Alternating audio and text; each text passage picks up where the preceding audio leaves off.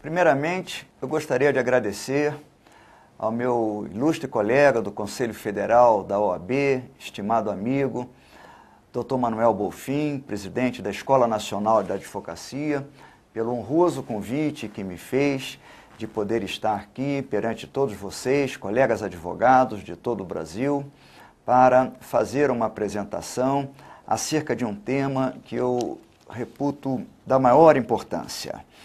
É a inviolabilidade do departamento jurídico de empresa, dos escritórios de advocacia, o sigilo profissional e as prerrogativas do advogado.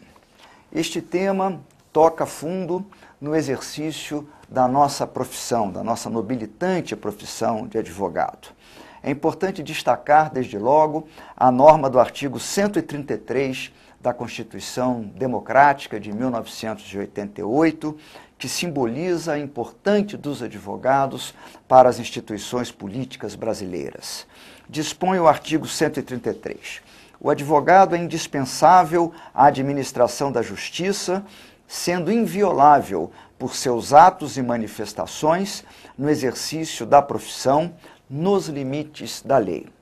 Reparem, todos os senhores e senhoras, colegas advogados, que a Constituição Federal não trata de outras profissões liberais, não trata dos engenheiros, dos economistas, dos contadores, sem nenhum desmerecimento de todos esses ofícios. Em realidade, a Constituição de 88 trata exclusivamente dos advogados, considerando-o indispensável à administração da justiça e outorgando aos patronos judiciais, aos advogados, no exercício de todas as facetas da profissão jurídica, seja no patrocínio judicial, seja na consultoria jurídica, a inviolabilidade dos seus atos e manifestações no exercício da profissão. Seria o caso de se indagar por que a Constituição foi tão reverente, por que a Constituição homenageou tanto a classe dos advogados. Acredito que por uma razão histórica muito óbvia, muito evidente. Os advogados, ao longo da história do Brasil, têm desempenhado um papel predominante, um papel de superlativa importância em defesa da democracia, em defesa dos valores da nacionalidade, e por isso mesmo a Constituição achou por bem ressaltar esse papel nobilitante dos advogados. O mesmo se deve porque, nos idos de 1988, o nosso país buscava encerrar o ciclo de autoritarismo, o penoso ciclo de triste memória do regime autoritário militar e procurava estabelecer uma espécie de encontro de contas com a democracia brasileira e com os valores maiores da nacionalidade. Por isso, quando a Constituição tratou das funções essenciais à justiça, colocou os advogados ao lado do Poder Judiciário, portanto, dos magistrados, sejam juízes singulares, sejam tribunais, e ao lado do Ministério Público e da Defensoria Pública, enquanto uma função essencial à justiça. Todos equiparados no mesmo nível de igualdade e de importância institucional. A Ordem dos Advogados do Brasil, que é o nosso órgão de classe, a Corporação dos Advogados, e que é a grande associação civil da sociedade civil brasileira, talvez a mais importante de todas, como sempre pontuava o nosso ex-presidente Raimundo Fauro, ela já data de 80 anos. Celebramos o ano passado os 80 anos da OAB. E por isso mesmo, ao longo da sua trajetória histórica tão brilhante e com tantos serviços prestados à nação brasileira, a Ordem dos Advogados experimentou vários estatutos, que são os atos constitutivos da nossa corporação. Atualmente, o estatuto em vigor é a Lei Federal 8.906 do ano de 1984. É o Estatuto da Advocacia e da Ordem dos Advogados do Brasil. O que faz o quanto dispõe a Lei Federal 8.906, o nosso Estatuto. Primeiro, no artigo 2º, reproduz a norma constitucional. O advogado é indispensável à administração da justiça. Já no parágrafo 1º, estabelece: no seu ministério privado, o advogado presta serviço público e exerce função social. Eis aí, portanto, com todas as letras, a importância social do ofício do advogado. Ele exerce, por determinação legal e por definição legislativa, uma função que extrapola os limites do individualismo profissional e que alcança a sociedade como um todo, tamanha que é a sua importância para a vida civil e para as instituições políticas brasileiras. É importante notar, nesse contexto, que o ofício do advogado, ele intercede e ele condiciona o exercício de inúmeros direitos fundamentais previstos no artigo 5º da Constituição. Assim, por exemplo, o direito fundamental do acesso à justiça, que confere a todos os brasileiros e também aos estrangeiros residentes no país o acesso ao poder judiciário para deduzir pretensões, para a proteção de seus interesses e de seus direitos, exige a capacidade postulatória do advogado. O advogado é, nesse campo de questões, o porta-voz qualificado dos jurisdicionados para ter acesso aos órgãos e instâncias do Poder Judiciário. Assim também o direito ao contraditório e à ampla defesa. Quem vivencia o contraditório e a ampla defesa, quem protagoniza o contraditório e a ampla defesa, são os advogados. O direito ao devido processo legal, previsto no artigo 5º, inciso 54 da Constituição, conta também com os advogados para a sua efetiva implementação. A presunção de inocência, que todos nós desfrutamos, porque ninguém se presume culpado até que surja uma condenação judicial transitada em julgado, o advogado é também o porta-voz dessa presunção de inocência.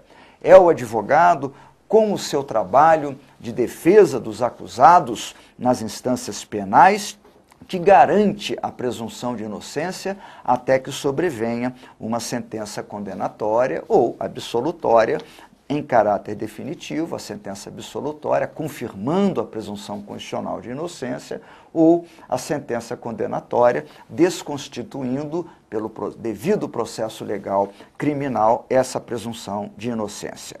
A inadmissibilidade das provas obtidas por meio ilícito também é o advogado que, com o seu trabalho, consegue convencer o órgão julgador de que algumas provas são inservíveis para fundamentar uma condenação criminal ou uma condenação de caráter civil. A incolumidade física e moral dos detentos é também o advogado, sobretudo o advogado criminal, que defende os detentos na execução da pena, que garante com seu trabalho a incolumidade física e moral daqueles que sofram penas restritivas de liberdade. Assim também no que concerne às condições de regularidade da prisão.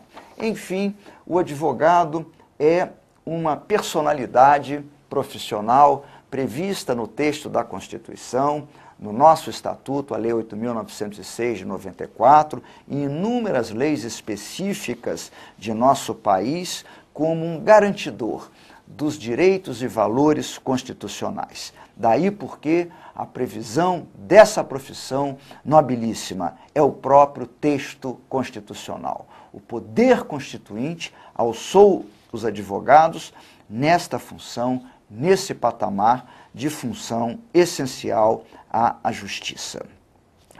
O nosso Estatuto, a Lei 8.906 de 2004, alterada pela Lei Federal 11.767 de 2008, estabelece alguns direitos e prerrogativas dos advogados que tocam de perto ao tema da minha apresentação. Preceitua o artigo 7º. São direitos dos advogados, inciso 2, a inviolabilidade de seu escritório ou local de trabalho, bem como de seus instrumentos de trabalho, de sua correspondência escrita, eletrônica, telefônica e telemática, desde que relativas ao exercício da advocacia. Significa dizer que o escritório de advocacia ou local de trabalho em que o advogado desempenha a sua função reflete sobre as estratégias de uma defesa judicial, organiza os seus apontamentos profissionais, consulta a bibliografia, consulta a jurisprudência dos tribunais. Este local de trabalho acha-se inteiramente protegido pelo artigo 7º do Estatuto da Advocacia e da OAB. E o local de trabalho pode ser um escritório fisicamente estabelecido, pode ser a residência do próprio advogado ou qualquer lugar onde o advogado desempenhe a sua função. Assim, por exemplo, também o departamento jurídico de uma empresa ou a gerência jurídica de uma empresa em que os advogados internos da empresa que prestam serviço advocatício ao seu cliente exclusivo, no caso, que é a empresa que os emprega, a empresa que os contrata, esse local de trabalho constitui também alvo da proteção da inviolabilidade legal. Portanto, o escritório do advogado, o local de trabalho onde ele desempenha a sua função, não pode sofrer qualquer tipo de constrangimento ou intromissões que perturbem o exercício profissional.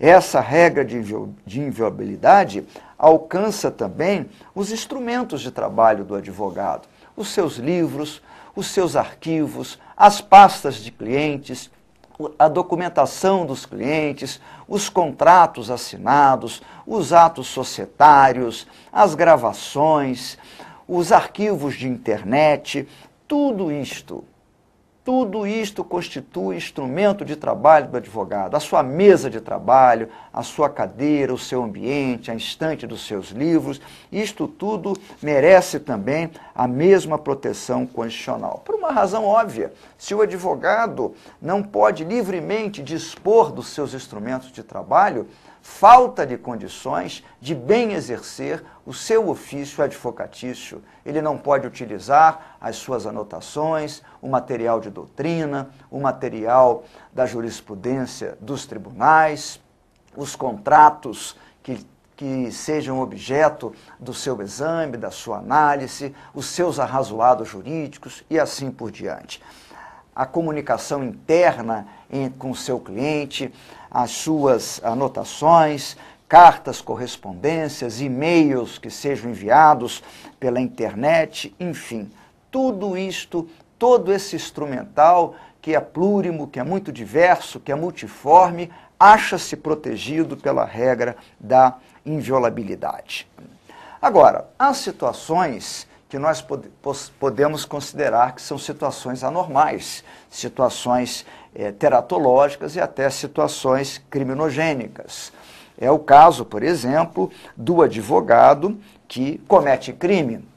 Isto não é exercício regular de profissão.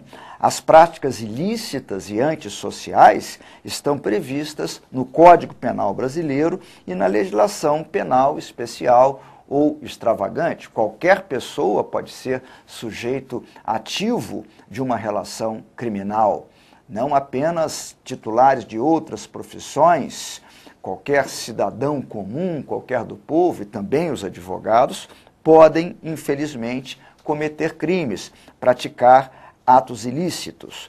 Por isso mesmo, o artigo 7º do nosso Estatuto prevê, no parágrafo 6º, uma regra de capital importância que preceitua: presentes indícios de autoria e materialidade da prática de crime por parte de advogado, a autoridade judiciária competente, portanto o juiz competente, poderá decretar a quebra da inviolabilidade de que trata o inciso 2 do caput deste artigo, desde que o faça em decisão motivada, expedindo mandado de busca e apreensão, específico e pormenorizado, a ser cumprido na presença de representante da OAB. sendo, em qualquer hipótese, vedada a utilização dos documentos, das mídias e dos objetos pertencentes a clientes do advogado averiguado, bem como dos demais instrumentos de trabalho que contenham informações sobre clientes. Repare o cuidado com que o legislador brasileiro, o legislador do Congresso Nacional, redigiu esta norma. Havendo indícios de autoria e materialidade da prática de crime por parte de advogado, desde que perfeitamente fundamentados e induvidosos.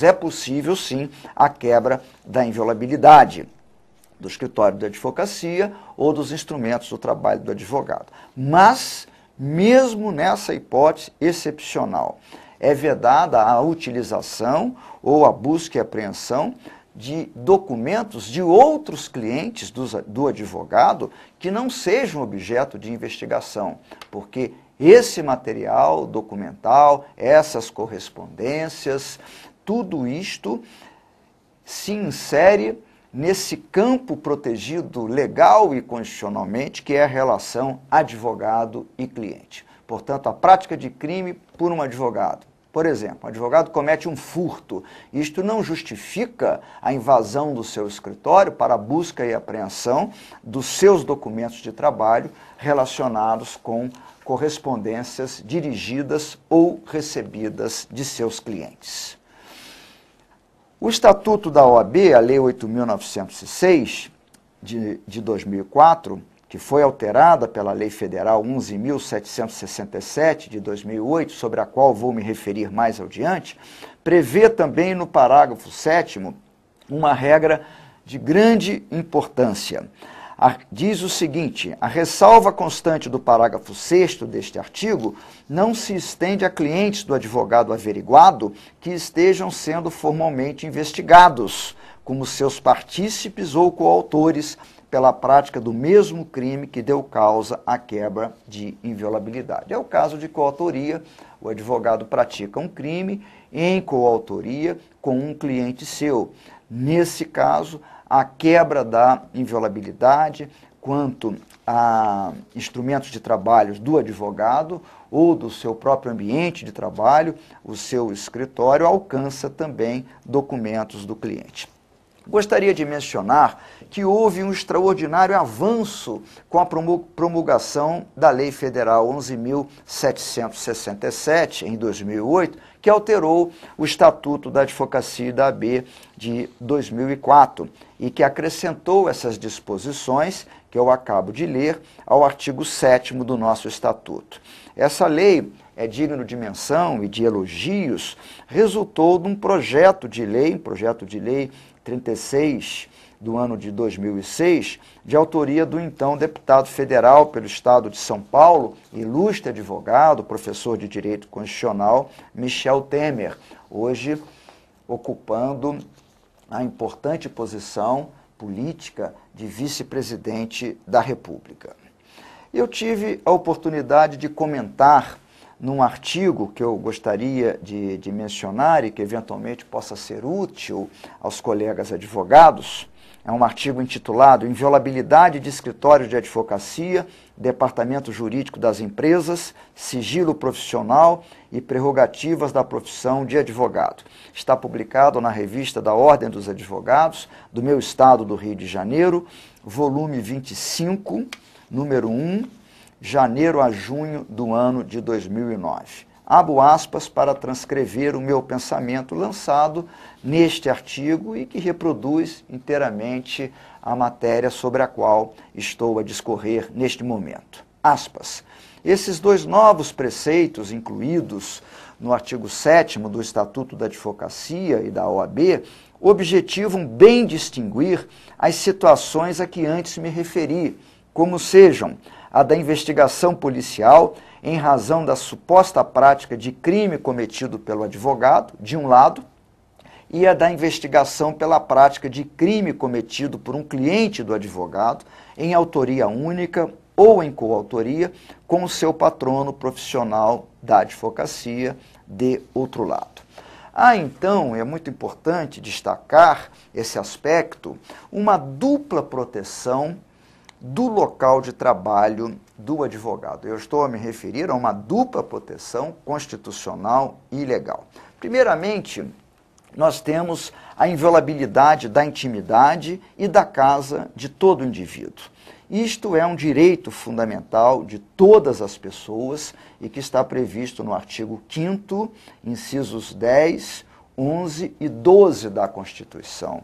A intimidade das pessoas, a inviolabilidade de sua casa e a inviolabilidade de sua correspondência, de suas comunicações telefônicas, etc. Salvo decisão judicial que seja emitida por juiz competente e que seja suficientemente idônea para romper a regra de inviolabilidade constitucional.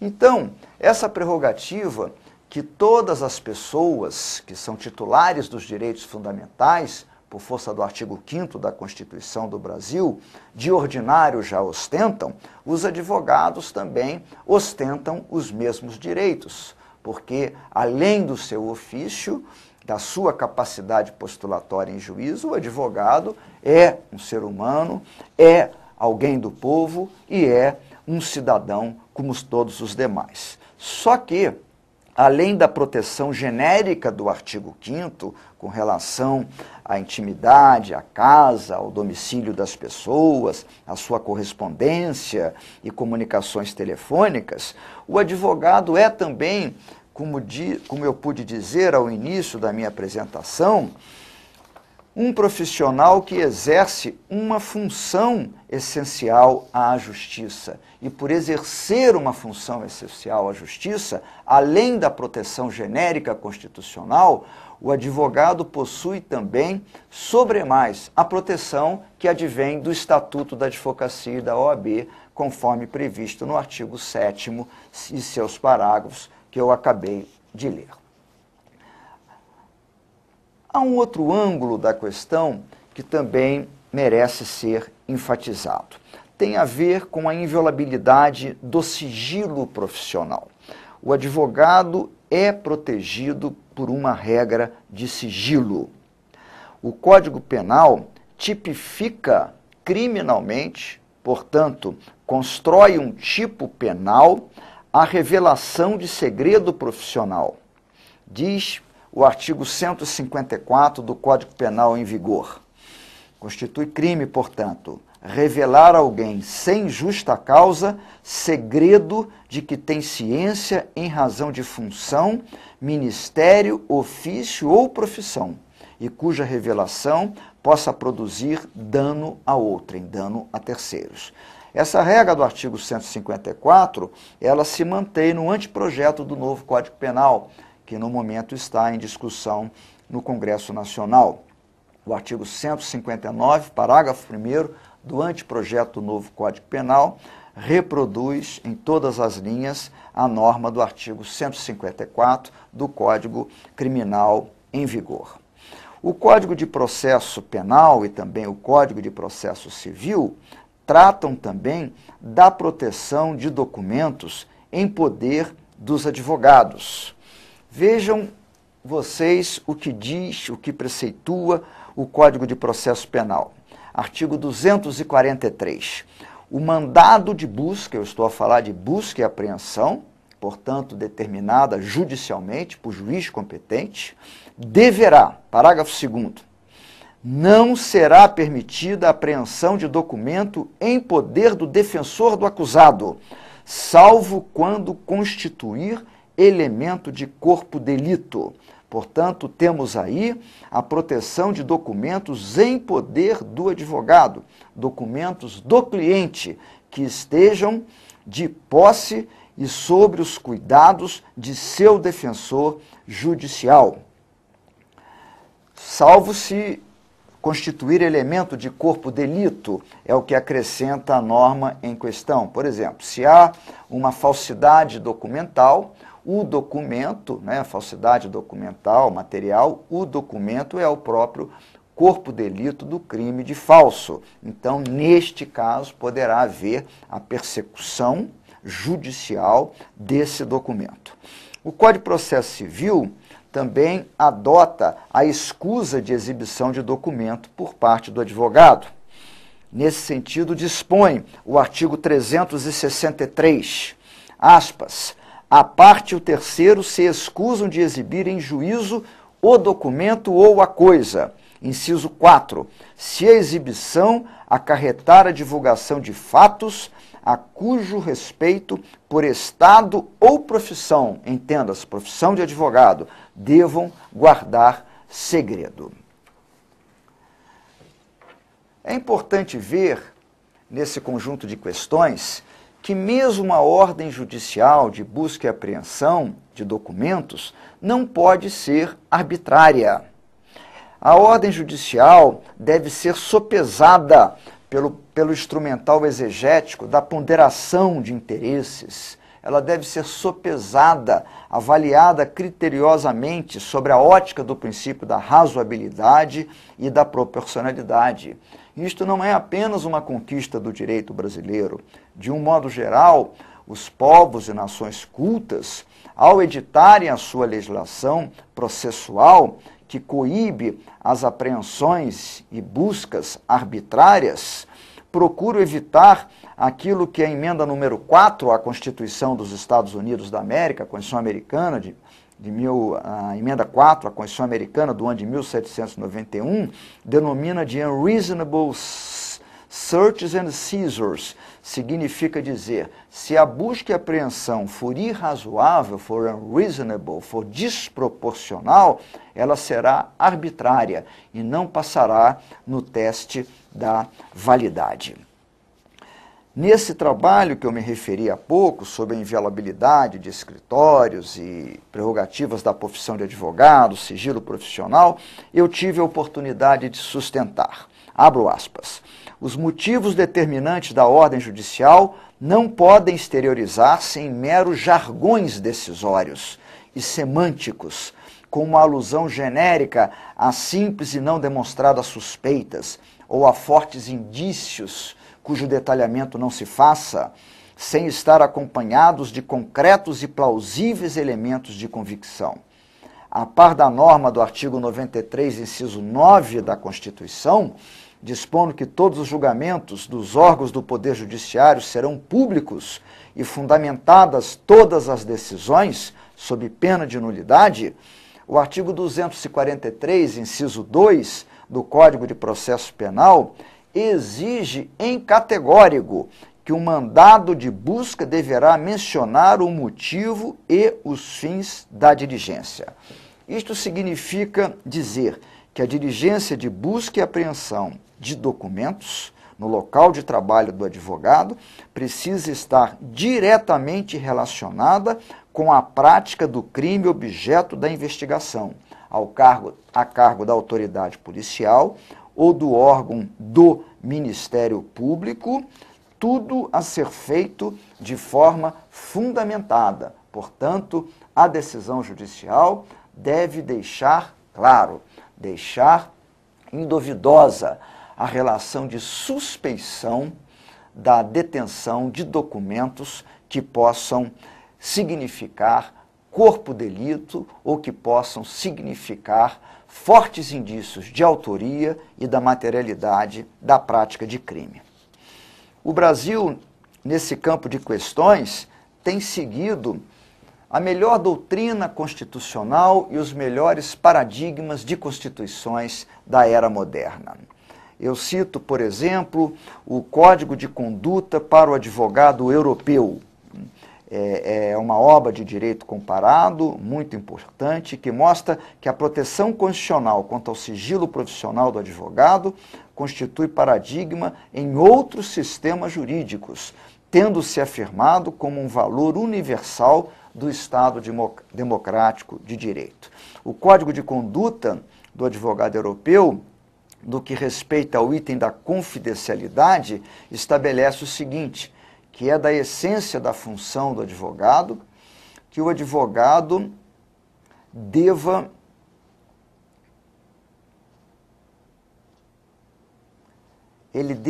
receber a narrativa de seu cliente quanto à sua pretensão jurídica, quanto à estratégia para a proteção do seu direito, sem o receio de que essas narrativas feitas privadamente, muitas vezes até em nível de confissão pessoal, elas possam ser utilizadas ou sofrer uma devassa por parte de pessoas estranhas à relação advogado-cliente.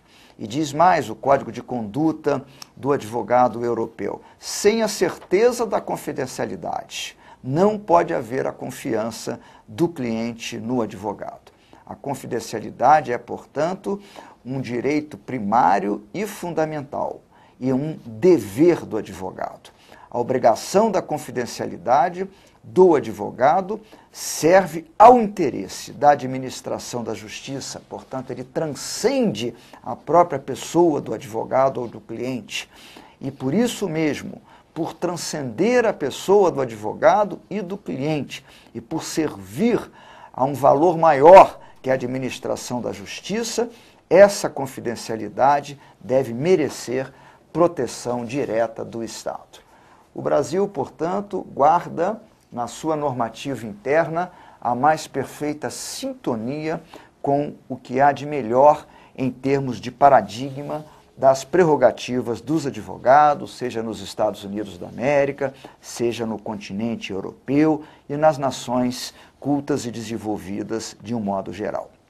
É importante notar, então, que essas prerrogativas, elas são do advogado. São prerrogativas dirigidas ao advogado. Não à pessoa física do advogado ou ao ser humano advogado, mas ao profissional do direito, e por isso mesmo são extensíveis ao seu local de trabalho e aos instrumentos de atuação profissional. Não há nenhum privilégio dos advogados, é importante deixar claro isso. Os advogados não são seres privilegiados, não são seres que foram contemplados em razão do seu próprio ser, por ofício, por benefícios e por privilégios por parte do legislador constituinte ou do legislador autor do Estatuto da Advocacia e da OAB. Não. A proteção constitucional tem um bem jurídico específico, que é a administração da justiça. É proteger uma função essencial para que outros direitos fundamentais possam ser igualmente exercidos, como é o caso, eu já mencionei, do acesso à justiça, do princípio do contraditório, da ampla defesa, da presunção de inocência, do devido processo legal, da incolumidade física e moral dos detentos e assim por diante. Creio também que devamos assinalar, e isto vale para muitos colegas advogados que atuam nas empresas, como funcionários, como empregados, nos departamentos e gerências jurídicas das empresas. Eu tive a oportunidade de sustentar neste artigo que, aspas, a inviolabilidade do escritório do advogado e por forçosa extensão das dependências ocupadas pelos departamentos e gerências jurídicas das empresas, acha-se duplamente protegida no plano constitucional.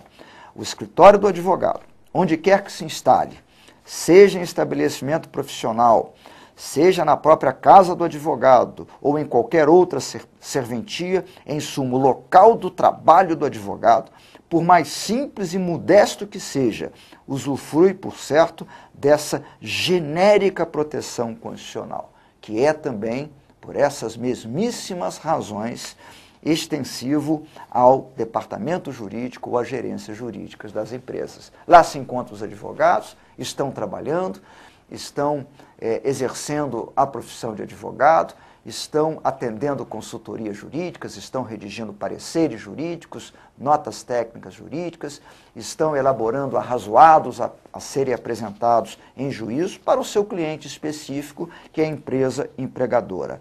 Nem por isso esses advogados detêm menos direitos que os advogados que exercem a profissão sob o ponto de vista liberal profissional no seu escritório de advocacia.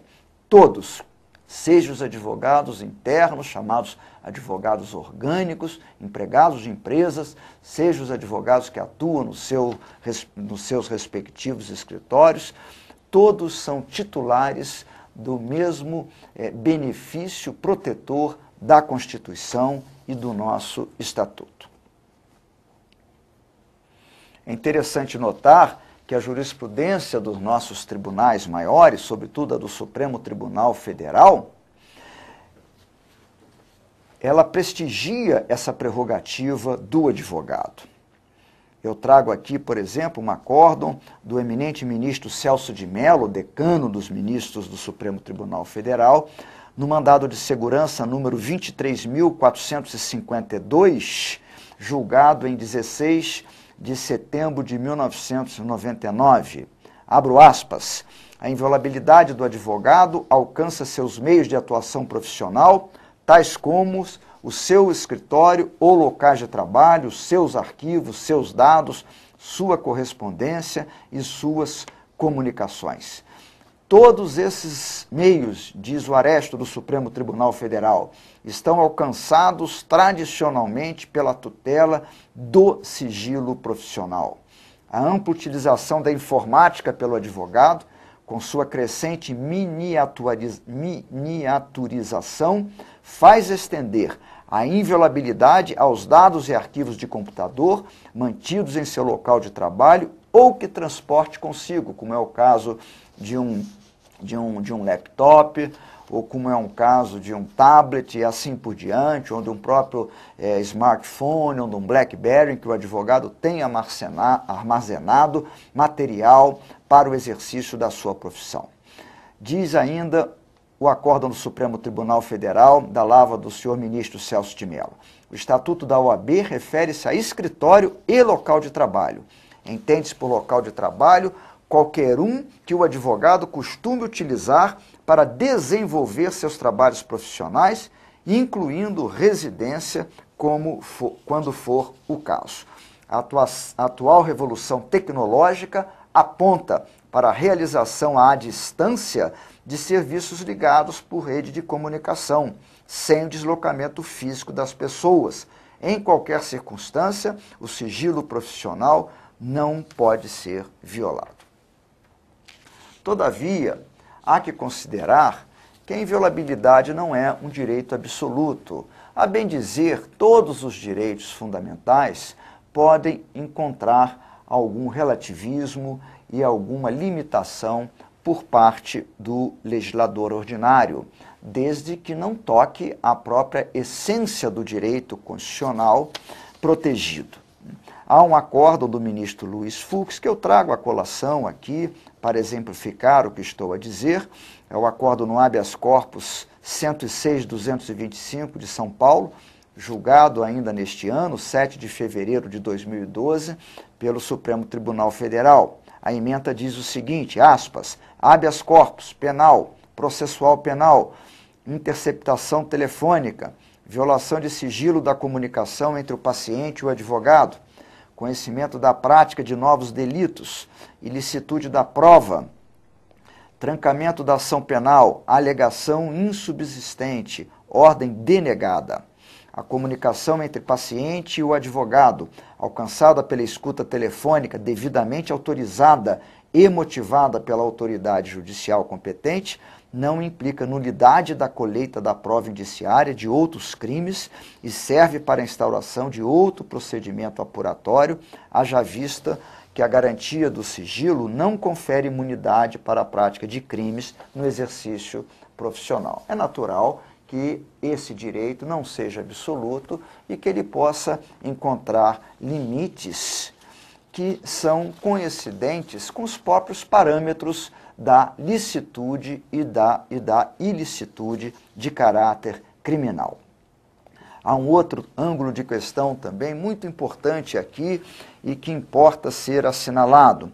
Tem a ver com a recusa do advogado de prestar depoimento quando o seu depoimento estiver relacionado com o seu cliente que seja alvo da investigação.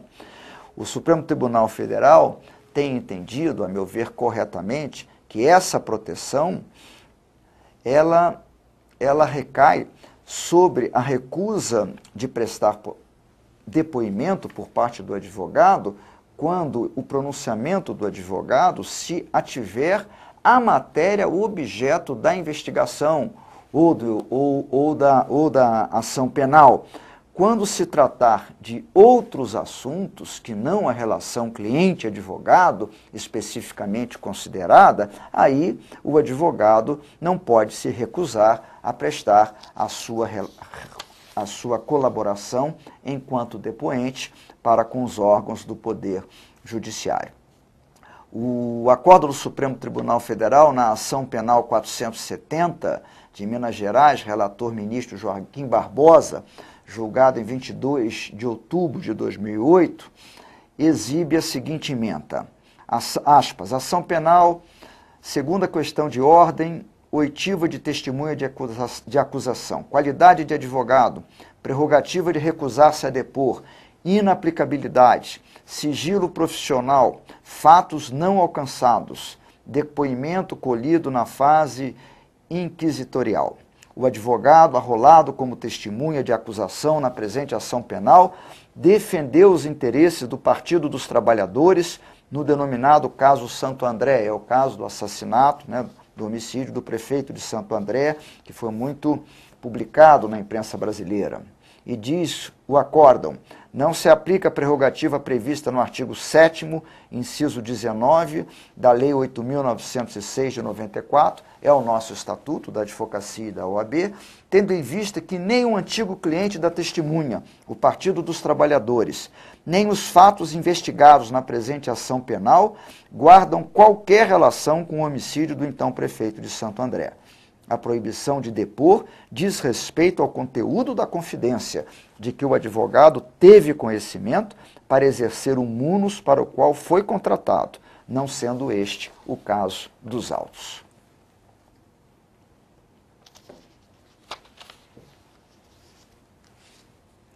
Há outros precedentes dos nossos tribunais superiores que são igualmente importantes e aqui dignos de menção, e que traduzem pré-condições para o pleno exercício da advocacia. Por exemplo, isto é muito comentado hoje, isto foi muito objeto aí desse chamado processo do mensalão, ainda quando estava na fase do inquérito parlamentar, perante a Comissão Parlamentar de Inquérito do Congresso Nacional e também já depois no Congresso no Supremo Tribunal Federal, e que tem a ver com o direito de acesso do advogado a todos os elementos da investigação relacionados ao seu cliente. O advogado não pode ter sonegado o seu direito de acessar todos os documentos, todas as provas colhidas pela autoridade policial, seja na fase pré-processual, seja na fase do processo penal, que toquem ao seu cliente, para que ele possa estar cônscio, perfeitamente ciente de todos os elementos de convicção que irão influenciar o órgão julgador e para que ele possa elaborar a estratégia defensiva e, com base na melhor doutrina, na jurisprudência, na sua experiência de profissional do direito, exercitar a melhor defesa em benefício do seu cliente. Há um acórdão no habeas corpus 88.190, origem Rio de Janeiro, do ministro César Peluso, do Supremo Tribunal Federal, julgado em 29 de agosto de 2006. A ementa do acórdão estabelece o seguinte, aspas, advogado, investigação sigilosa do Ministério Público Federal, sigilo inoponível ao patrono do suspeito ou investigado, intervenção nos autos, elementos documentados, acesso amplo, inteligência do artigo 5º, inciso 63 da Constituição Federal, combinado com o artigo 20 do Código de Processo Penal e artigo 7º, inciso 14 da Lei 8.906 de 94, que é o Estatuto da Advocacia e da OAB. Precedentes. É direito do advogado, suscetível de ser garantido por habeas corpus, o de em tutela ou no interesse do cliente envolvido nas investigações, ter acesso amplo aos elementos que, já documentados em procedimento investigatório realizado por órgão com competência de polícia judiciária ou por órgão do Ministério Público, digam respeito ao seu constituinte. Caso contrário, fica impossibilitada ou, de algum modo, prejudicada o trabalho profissional do advogado como defensor de seu cliente. Há um outro acórdão também aqui que eu gostaria de mencionar, um acórdão do Superior Tribunal de Justiça, né, no RESP, Recurso Especial, 111.244 de São Paulo, relator ministro Luiz Fux, ao tempo que Sua Excelência ainda engrandecia o Superior Tribunal de Justiça antes de ser guindado à posição de ministro do Supremo Tribunal Federal. O julgamento se deu em 20 de outubro de 2009 e diz respeito de direito de acesso aos autos da investigação policial. Eis a ementa do acórdão, aspas, o advogado, consoante dispõe o artigo 7º da Lei 8.906 de 94, ostenta como prerrogativa o direito de vista de feitos administrativos ou judiciais, capazes de restringir direitos, liberdades ou garantias subjetivas, máxime porque a omissão de defesa ou a defesa deficiente, em razão da falta de acesso às acusações, lesa o interesse, o direito ou a liberdade da pessoa representada pelo advogado e não o próprio profissional. O dever de sigilo propugnado pela autoridade coatora, ora recorrente, não pode obstar à livre atuação do advogado, tampouco prejudicar o indiciado. Na realidade, o advogado é responsável pela manutenção do sigilo profissional no que pertine a fatos que não são afetos ao interesse de seu patrocinado. E, para essa violação, há imputação criminal específica, devendo ser resguardada a defesa eficiente do paciente. A garantia estabelecida no artigo 7º, inciso 14, do Estatuto da Advocacia e da OAB constitui interesse primário do indiciado em procedimento que possa acarretar em cerceamento de sua liberdade, o acesso aos autos da investigação, justamente nos resultados que já constem do feito. Portanto, é a mesma linha de julgados que visa proteger o quê? A defesa eficiente a ser patrocinada pelo advogado e que exige como pré-condição o mais perfeito conhecimento de todos os elementos da investigação policial ou judicial. Nenhuma regra de sigilo pode ser oponível ao advogado no exercício de seu mistério. Há um outro acórdão também do Superior Tribunal de Justiça, no RESP 126.431, relator ministro Humberto Martins, julgado em 6 de outubro de 2011, estabelecendo, em relação ao sigilo profissional entre cliente e advogado, resguardado no artigo 7º da Lei 8.906 de 94, o acórdão recorrido firmou que, a linha B, não há irregularidade quanto ao sigilo profissional se a escuta autorizada foi obtida em relação ao investigado e não ao causídico. A linha C, a captação do diálogo se deu em relação ao cliente, o que preserva a validade do material probatório colhido. A linha D, a inviolabilidade da comunicação entre cliente e advogado não abarca interceptação fortuita, menos ainda a relação desvirtuada, não caracterizadora do exercício da advocacia. E, finalmente, a linha E, a prematuridade das investigações não deixa clara a atuação do causídico, mas a consultoria advocatícia voltada à prática de crime desborda dos limites do exercício profissional, não ensejando sua proteção. Como eu disse ao início da minha exposição, as prerrogativas dos advogados, a regra de sigilo, não alcança a prática de crime, as ilicitudes que possam ser cometidas por qualquer pessoa, inclusive pelos advogados. O que é importante notar que todo esse conjunto, toda essa gama de proteções constitucionais e legais, ela alcança diretamente a relação advogado-cliente e é uma proteção de ponta a ponta.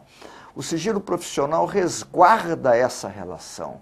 É a relação entre o advogado e o seu cliente, o seu constituinte, aquela pessoa física ou a pessoa jurídica, a empresa, a associação civil, que tenha escolhido aquele advogado, tenha selecionado dentre tantos outros profissionais do direito, aquele advogado para patrocinar um direito ou deduzir em juízo uma pretensão desse cliente. É uma relação, como se diz, ponta a ponta, na medida que cobre diversas e sucessivas etapas e exteriorizações que acham-se presentes nas relações envolvidas no patrocínio advocatício. Desde a contratação do advogado, desde a primeira entrevista do advogado com seu cliente, o exame dos elementos documentais que lhe tenham sido facultados pelo cliente, a troca de ideias quanto à estratégia processual, os arrazoados judiciais, enfim, todo esse conjunto de relações que perpassa os contatos entre o advogado e o cliente, contatos físicos, telefônicos, por e-mail, por correspondência, enfim. Todo esse conjunto de relações acha-se igualmente protegido pela regra de sigilo. Assim também, como já dito, todo e qualquer local de trabalho do advogado está protegido pela regra de inviolabilidade. O bem jurídico protegido, se pudéssemos resumir numa expressão, é a relação intersubjetiva. Relação intersubjetiva, portanto, entre duas pontas, entre dois extremos, entre dois protagonistas, o advogado e o cliente. Essa relação intersubjetiva pode ser bissubjetiva ou plurissubjetiva, conforme envolver várias pessoas ou vários advogados, nessa relação advogado-cliente. A relação intersubjetiva pode ser uma relação externa, por exemplo, quando uma pessoa física ou jurídica, uma empresa, contrata serviços de advogados ou de escritórios de advocacia externos aos seus quadros profissionais. Ou poderá ser uma relação interna, quando o departamento jurídico, o setor jurídico, a gerência jurídica, estabelece relações de confidencialidade com os advogados internos, os advogados contratados, sejam eles empregados ou não, mas que trabalham internamente no próprio âmbito físico das empresas. Seja uma relação externa, seja uma relação interna, em qualquer caso, o bem jurídico protegido é a relação intersubjetiva advogado-cliente, que é merecedora de toda essa gama, de toda essa extensa rede de proteção constitucional e legal. Agora eu vou tratar aqui de um tema, que é um tema recente na legislação brasileira, mas muito importante, que tem a ver com a nova Lei de Acesso à Informação, que é a Lei Federal 12.527, de 2011, e o Decreto Federal que a regulamentou, de número 7.724, de 2012. Temos que analisar, a meu ver, com detalhe, em profundidade, que repercussões a Lei de Acesso a Informações, conhecida pela sigla LAI, ela repercutiu, que tipo de repercussão, que tipo de consequência ela teve na questão da proteção do sigilo profissional dos advogados. Eu gostaria de destacar, em primeiro lugar, que o nosso país, o Brasil, é um dos fundadores da chamada Open Government Partnership, OGP, instituída em 2011, que é uma iniciativa multigovernamental, portanto, de vários países em escala global, e voltada para a transparência e para a luta contra a corrupção em nível planetário, que tem como princípios gerais, essa OGP, né, essa parceria para governo aberto, Open Government Partnership. Número 1, tem como objetivos a transparência e o acesso à informação voltada a atividades governamentais. Número 2, o suporte à participação da sociedade no controle, sem discriminação ou restrição. E número 3, a valorização da ética e da lisura na gestão pública. Trata-se de um programa internacional promovido por vários países para proteger a ética pública e a transparência e a governança corporativa. A nossa lei de acesso à informação, ela procura responder aos objetivos e às premissas desse programa multigovernamental de nível internacional. É importante notar, primeiramente, que a Constituição do Brasil, a Constituição Democrática de 1988, ela protege o acesso à informação, ela protege a transparência como regra, a publicidade como princípio maior. O artigo 5º, inciso 14, e artigo 5º, inciso 33, portanto, no capítulo dos direitos fundamentais sublimados pela Constituição, tratam da publicidade, da transparência e do acesso à informação. Mas esse acesso à informação também não pode ser absoluto. Ele pode encontrar algumas limitações em prol de outros valores e direitos constitucionais que sejam igualmente importantes. Por isso, a Constituição, no artigo 5º, inciso 14, ao assegurar o acesso de todos à informação, resguarda expressamente o sigilo da fonte quando necessário ao exercício profissional. Qual o objetivo maior da Lei 12.527, a Lei de Acesso à Informação, regulamentada pelo Decreto 7.724 de 2012? O objetivo maior, certamente, é fomentar o controle social, portanto, o controle por parte de toda a sociedade civil sobre os atos da administração pública por meio da transparência e do acesso dos cidadãos às informações. Qual é a abrangência desse ato normativo? É toda a administração pública, de todos os poderes da República, os poderes orgânicos da soberania, o legislativo, o executivo, o judiciário, e em todos os entes da federação, portanto, no nível da União Federal, dos Estados-membros ou Estados federados e no nível também dos municípios. E isto inclui empresas públicas, sociedades de economia mista e demais entidades controladas diretamente ou indiretamente pelo Estado, como é o caso das fundações públicas. A legitimação para ter acesso à informação pública recai em qualquer pessoa física ou jurídica, independentemente de motivação. O cidadão não precisa ter uma motivação específica, ele não precisa estar a serviço da proteção de um interesse pessoal concreto, não. Ele, pela simples qualidade de cidadão, de titular de direito fundamental, ele é também titular do direito constitucional e legal de acesso à informação. Portanto, de acordo com a norma constitucional e legal, a Lei de Acesso à Informação, a publicidade e a transparência são preceitos gerais, sendo o sigilo a exceção. A regra de sigilo, nas lindes do poder público, portanto, nos limites das repartições públicas dos órgãos de governo, constitui exceção. O princípio geral é a publicidade, é a transparência, é o acesso às informações por toda a cidadania. A Lei Federal, Lei de Acesso à Informação, Lei 12.527, de 2011, estabelece no artigo 3º: os procedimentos previstos nesta lei destinam-se a assegurar o direito fundamental de acesso à informação e devem ser executados em conformidade com os princípios básicos da administração pública e com as seguintes diretrizes. Número 1, observância da publicidade como preceito geral e do sigilo como exceção. Número 2, divulgação de informações de interesse público independentemente de solicitações.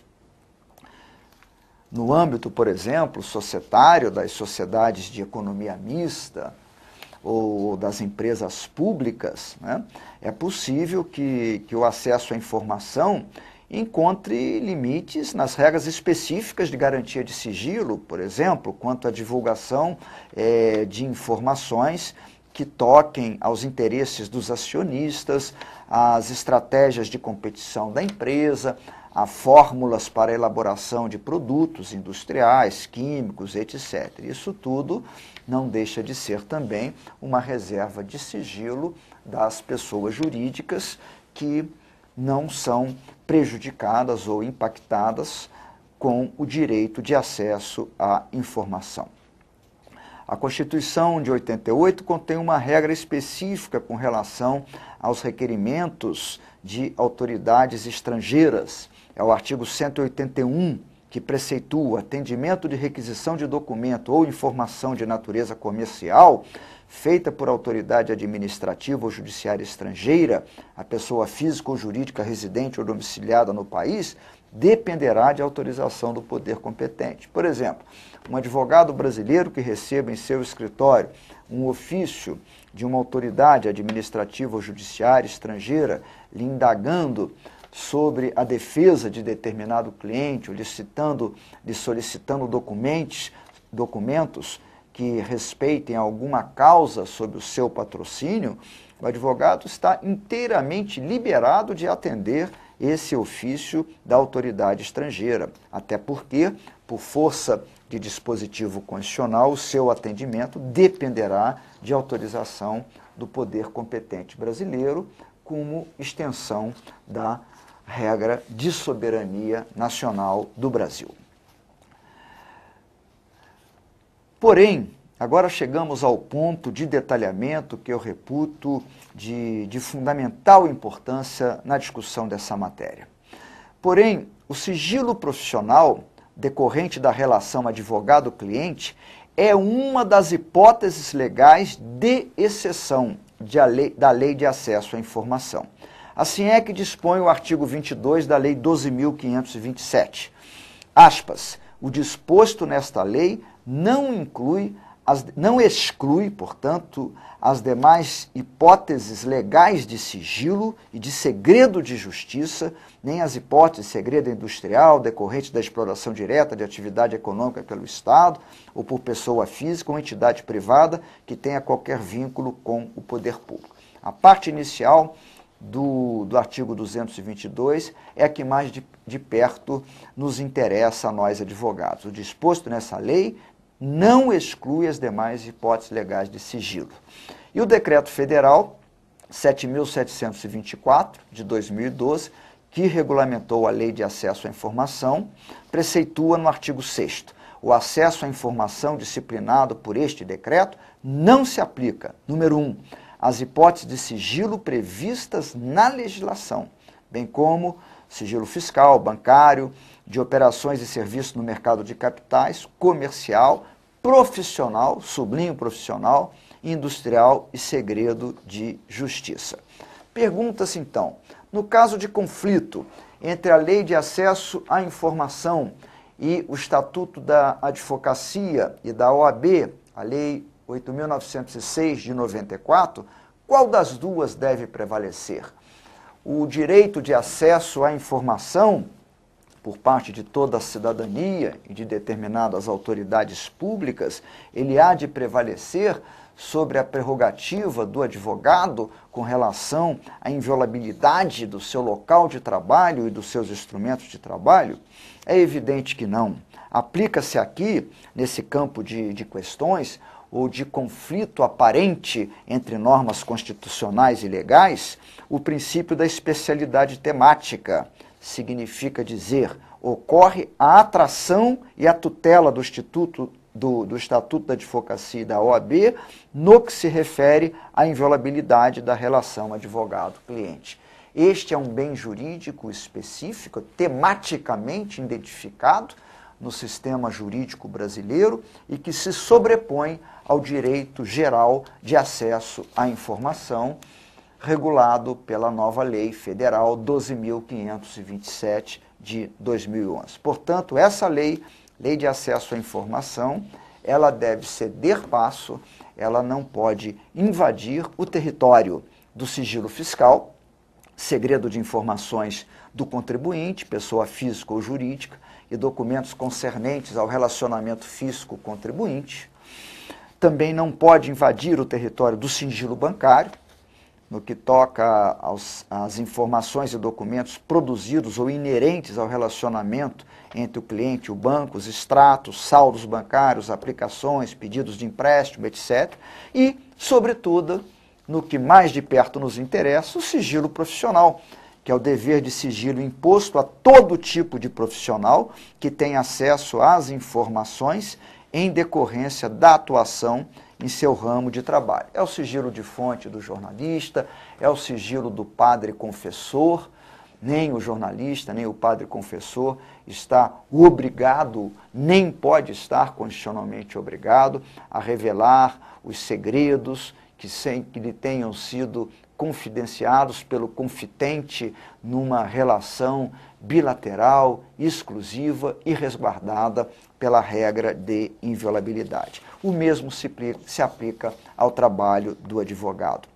Os pareceres técnicos dos advogados, sejam eles elaborados no âmbito do seu escritório ou nas cercanias de uma empresa, num departamento jurídico de uma empresa, os pareceres jurídicos, os seus arrazoados, as comunicações internas com o seu cliente, seja um cliente externo, no caso da contratação de um escritório de advocacia, seja um cliente interno, no caso da prestação de serviço jurídico pelo advogado, a empresa empregadora. Tudo isto significa sigilo profissional. Portanto, recai na ementa sigilo profissional, que constitui um bem jurídico, um valor protegido constitucional e legalmente.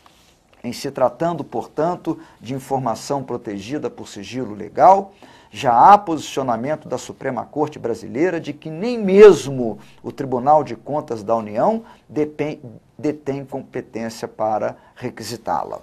Eu trago aqui a colação o acórdão no mandado de segurança do Supremo Tribunal Federal, mandado de segurança número 22934, relator ministro Joaquim Barbosa, julgado ainda este ano, em 17 de abril de 2012.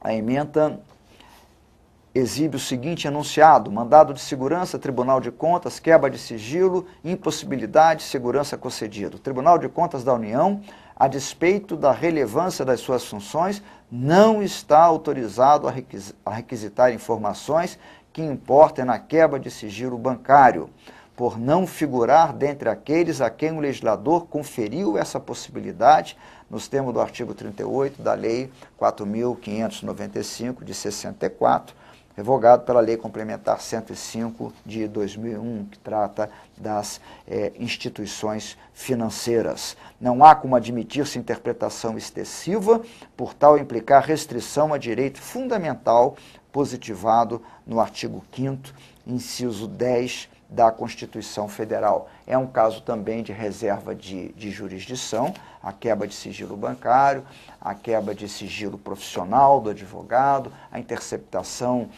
telefônica, todo tipo de intervenção com essa drasticidade na esfera jurídica das pessoas físicas ou das empresas, das associações civis, só pode ser perpetrada pela autoridade judiciária competente. E, com relação ao advogado, nós temos ainda uma proteção a maior, que é o dever de sigilo do advogado. Por força do Código de Processo Civil e do Código de Processo Penal, o advogado não pode revelar, nem mesmo em juízo, fatos de que ele tenha tido conhecimento na sua relação privada, na sua relação de intimidade profissional com o seu cliente. O sigilo profissional, portanto, ele visa proteger não apenas o ofício do advogado, mas também os fatos que sejam revelados nessa relação de alta singularidade que é a relação cliente e advogado. Nem toda informação, para concluir, deve ser disponibilizada em razão da Lei de Acesso à Informação. As informações protegidas por sigilos constitucionais e legais, tal como o sigilo profissional do advogado, se apresentam como exceção legal ao dever de transparência da Lei de Acesso à Informação. E aplica-se aqui, se me permitem repetir essa afirmação, no campo da exegese jurídica, o princípio da especialidade temática em ordem a atrair a proteção específica do Estatuto da Advocacia e da OAB. Eu acredito, caros colegas advogados, que me honram com a sua audiência, que este é um tema de superlativa importância. Toca ao dia a dia da nossa profissão. Toca as prerrogativas mais relicárias do ofício do advogado, que é a relação com o seu cliente, a inviolabilidade do nosso escritório de advocacia, do local de trabalho, do departamento jurídico ou da gerência jurídica de uma empresa, dos instrumentos de trabalho do advogado e, sobretudo, das trocas de informações, das confissões que sejam reveladas, que possam ser segredadas aos advogados. Tudo isto forma um âmago da proteção constitucional insuscetível de sofrer intromissões ou intervenções indevidas por parte dos órgãos do poder público, notadamente por parte da autoridade policial ou do órgão do Ministério Público com poder investigatório.